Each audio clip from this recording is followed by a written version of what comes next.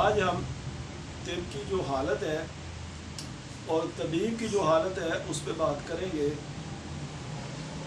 کہ آج کا طبیب جو ہے وہ کہاں کھڑا ہے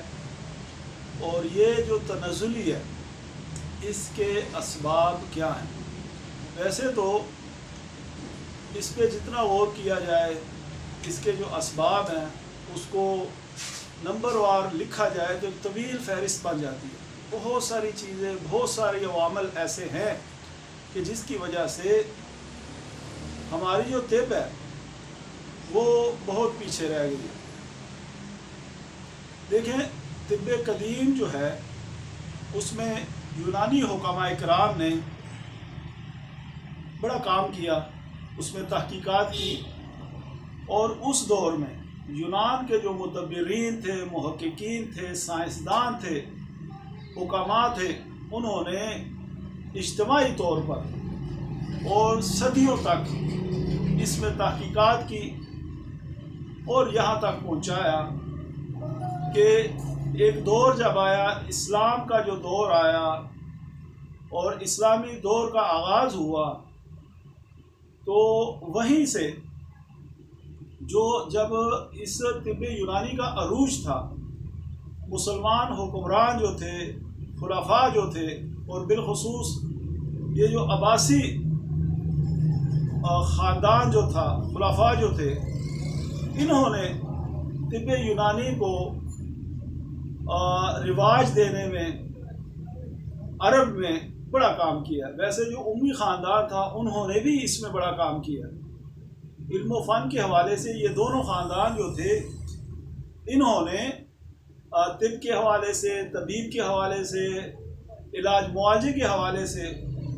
بے شمار شاندار کام کیے۔ تو یہ جو آج میں آپ کو ایک واقعہ سناتا ہوں، یہ عباسی دور کا ایک واقعہ ہے کہ اس دور میں ایک طبیب تھا۔ یعنی یہ معیار جو ہے، آج ہم پنجاب ہیلتھ کیئر کمیشن ہو، دوسرے ادارے ہوں، اس کے SOPs جو ہے اس پہ جب بات کرتے ہیں، اس پہ غور کرتے ہیں تو ہم کہتے ہیں بڑی سختیاں کی گئی ہیں، لیکن ذرا غور کریں کہ یہ کتنی بڑی اس وقت کہہ لیں کیسی عجیب بات تھی، حیران کن، اور یہ معیار کیا تھا، سٹینڈرڈ کیا تھا طبیب کا۔ تو کہتے ہیں تاریخ طب میں یہ واقعہ لکھا ہوا ہے کہ عباسی دور میں ایک حکیم تھا جس نے، اور اس وقت حکیم کو طبیب کہا جاتا تھا، معالج کہا جاتا تھا، طبیب کہا جاتا تھا۔ حکیم کے لیے جو پیرامیٹر تھے حکیم کہلوانے کے لیے وہ بہت زیادہ تھے۔ عام جو علاج معالجہ کرتا تھا اس کو طبیب کہا جاتا تھا، چونکہ اس کا تعلق طبابت کے ساتھ تھا تو اس لیے اس کو طبیب کہا جاتا تھا۔ تو ایک اس طرح کا طبیب تھا بغداد میں جس نے، جو ایک بڑے اعلیٰ پائے کا طبیب تھا، اور 2-4 امراض ایسے تھے جس میں اسے ملک گیر شہرت تھی، حاصل تھی۔ اس کا ایک اور کارنامہ بھی یہ تھا کہ اس نے یونانی طب جو ہے، طب یونانی جو ہے، اس کی اس وقت کی جو کتابیں تھیں عبرانی زبان میں، اس کے تراجم کیے عربی میں، اور ان کتب کی تعداد جو اس نے ترجمے کیے وہ تقریباً 200 کے قریب تھی۔ یعنی مختلف طب کے جو مختلف موضوعات ہیں عبرانی زبان میں جو لکھی ہوئی کتابیں تھیں، ان کتابوں کو اس نے عربی میں اس کے ترجمے کیے اور اس کو پھیلایا۔ کتنا بڑا کام ہے ویسے، 200 کے قریب کتابیں۔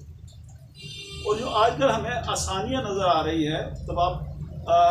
طباعت کے حوالے سے، اشاعت کے حوالے سے، اس وقت تو اس کا تصور بھی نہیں تھا۔ آج جو ہمیں رات کو جو روشنی میسر ہے، لائٹ، بجلی، یہ تو اس وقت تھی نہیں۔ روشنی کے لیے سورج کی روشنی سے ہی فائدہ اٹھایا جا سکتا تھا۔ تو اس طبیب نے 200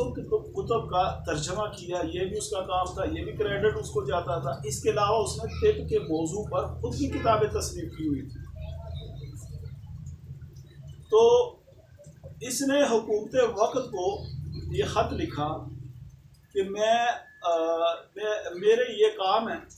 میں نے یہ کام کیے، یہ خدمات سر انجام دی ہیں طب کے لیے، طبیب کے لیے، طب کے فروغ کے لیے، تو مجھے یہ اختیار دیا جائے کہ میں اپنے نام کے ساتھ حکیم لکھوں۔ تو اس وقت کی جو ہیلتھ کمیٹی تھی، وزارت تھی، وزارت صحت تھی، جو بھی اس وقت سلسلہ تھا، ہم اسے وزارت صحت ہی کہہ لیں، اس نے ان کی خدمات کے حوالے سے پوچھ گچھ بھی کی، ان کا کام دیکھا، اس پہ انہوں نے غور کیا، سوچا، وہ جو کمیٹی تھی اس نے، اور اس کے بعد بڑے غور و خوض کے بعد انہوں نے یہ فیصلہ کیا، اور اس فیصلے سے اس طبیب کو آگاہ کیا کہ آپ کی خدمات ہیں، ہم نے آپ کی خدمات کا جائزہ لیا ہے، لیکن بہرحال یہ اتنی نہیں ہے کہ آپ کو حکیم کہا جائے، لہٰذا آپ اپنے نام کے ساتھ حکیم ہی لکھیں۔ اتنے سخت پیرامیٹر تھے طبیب کے لیے، حکیم کے لیے۔ آج کل جو جڑی بوٹیاں چار رکھ لیتا ہے اس کو بھی حکیم کہتے ہیں، آج کل جو نسخے چند پڑھ لیتا ہے اس کو بھی طبیب حکیم کہتے ہیں۔ طبیب تو کہتے کوئی نہیں ہے نا۔ تو وہ حکیم جس نے نسخے پڑھ لیے، جو پنسار کے حوالے سے اس کا تھوڑا تجربہ ہے، یا پنسار کی دکان ہے، یا اس نے کسی کتاب سے کچھ نسخے سیکھ لیے، وہ حکیم جو ہے، جب وہ حکیم بن جائے تو پھر طب کا جو حال ہے تو پھر یہی ہوگا، اس سے بدتر ہی ہوگا نا۔ تو جہاں یہ سیکھنے کا عمل ہے یہ رک گیا ہے۔ میرے خیال میں ہم مجموعی طور پر جو آج کا طبیب ہے وہ سیکھنے سے بھاگتا ہے۔ سیمینار ہو، استاد ہو، کتاب ہو، جس میں سیکھنے، سمجھنے، ادراک کی، فہم کی، اس کی بات ہو، اس سے طبیب بھاگتا ہے، چاہتا ہے کہ آسانی سے کچھ چلتے پھرتے نسخے مل جائیں اور وہ اس سے روٹی روزی کمائے، اسی کی تلاش میں رہتا ہے۔ تو یہ آج کی یہ حالت ہے، اور اسی رویے کی وجہ سے آج کا طبیب یہاں پہنچا۔ ایران میں ایرانی حکومت، ہر حکومت نے اپنے اپنے عوام کے لیے، اپنی قوم کے لیے تمام پہلوؤں پہ، تمام جو امراض تھے، تمام جو ان کی جو ضروریات تھی، اس کو مد نظر رکھتے ہوئے ایرانی قوم کے جو حکمران تھے انہوں نے ایک وہاں ایران اور جو عرب ہے نا اس کے قریب، یعنی اس ایران کی جو بارڈر، جو صوبہ ادھر ہے عرب کے قریب تر جو صوبے ہیں ان میں سے ایک جگہ تھی، اور وہاں ایک مدرسہ قائم کیا۔ اس وقت وہ پر رونق علاقہ تھا، آبادی زیادہ ہوگی اس وقت، شہری یعنی جسے کہہ لیں ہم ترقی یافتہ کچھ شہر تھا، اس میں ایک مدرسہ قائم کیا۔ مدرسہ اسے جندی شاہ کے نام سے غالباً یاد کیا جاتا ہے، جندی شاہ یا جندی شاہ کے نام سے۔ تو وہ جو مدرسہ قائم کیا اس میں اس ایران کے حکمرانوں نے یونان سے اور بر صغیر سے حکماء کرام کو، آیوروید کے جو بڑے بڑے حکماء تھے، ماہر تھے، ان کو بلایا، اس طرح یونان سے بلایا، اور یہ انہوں نے دنیا کے بہترین دماغ اکٹھے کیے۔ وہاں جندی شاہ کا جو مدرسہ تھا اس میں بہت بڑا مدرسہ تھا، اور وہ تعلیم دیتے تھے وہاں سالوں تک، 8-10 سال جو طالب علم ہوتے تھے وہاں رہتے تھے، وہ اناٹمی، فزیالوجی، علم الادویہ، علم الامراض، تشخیص، تجویز وہ سیکھتے، اور پھر 8-10 سال کے کورس کے بعد، تربیت کے بعد وہ اپنے اپنے علاقوں میں جاتے تھے۔ اچھا، آپ کو میں ایک اور بات بتاؤں اسی مدرسے کے حوالے سے، اور یہ نبی صلی اللہ علیہ وسلم سے پہلے کا مدرسہ ہے،